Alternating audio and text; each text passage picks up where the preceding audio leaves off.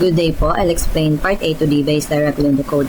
Sa part A, makikita sa code, Z1 is equal to 3 plus 4J, Z2 is equal to 1 minus 2J. Dito nag-define tayo ng dalawang complex numbers. Yung J sa Python means imaginary unit. Ito. Then sa next line,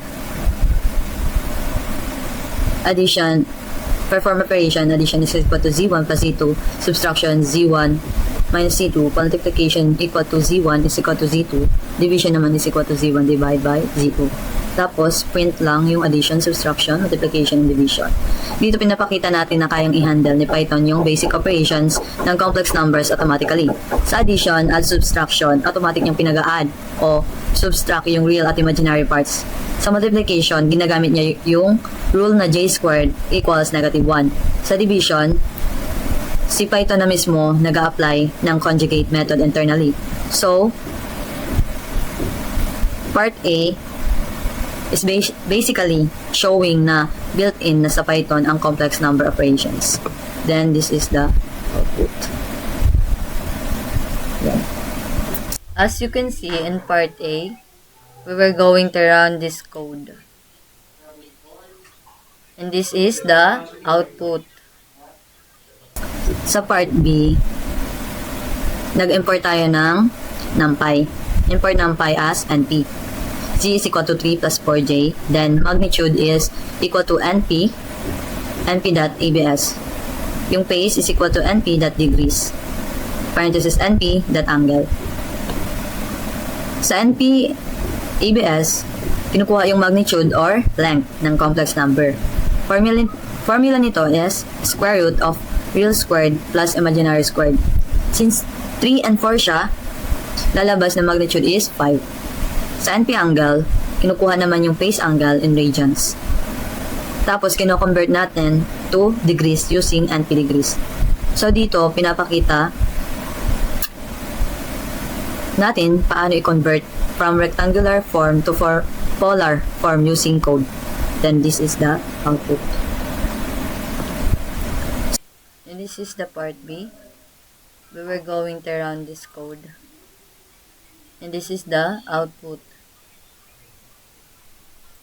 Sa part C, nag-import tayo ng matplotlib para mag-plot. Then, plt.plot z1.real z1.image ro label equal to z1 is equal to 3 plus 4j. Same sa z2. Plt.plot dito. Same.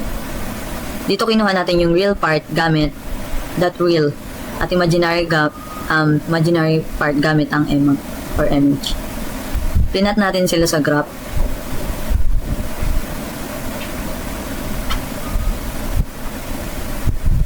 Red dot is equal to is yung Z1. Yung blue dot is Z2. Yung x-axis represent the real axis. Then, yung y-axis represent the imaginary axis. Naglagay dito din tayo ng grid, legend, and axis lines para mas clear. So, part C shows yung geometric interpretation ng complex numbers. In part C, we were going to run this code. And this is the output.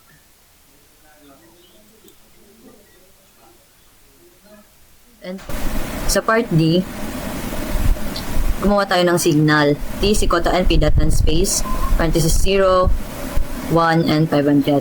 Meaning, gumawa tayo ng time values from 0 to 1 seconds. Then, f is equal to 5. Omega is equal to 2 times np.pi times f.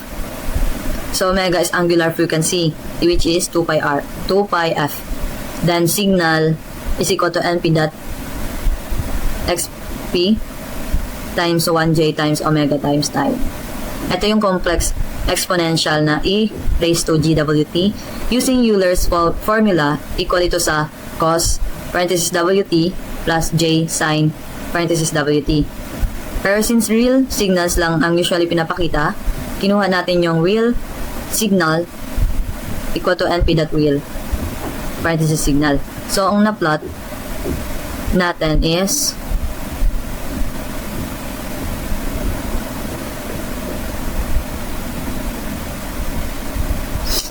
na-plot natin is cosine wave with frequency 5 Hz. Part D, we were going to run this code. And this is the output.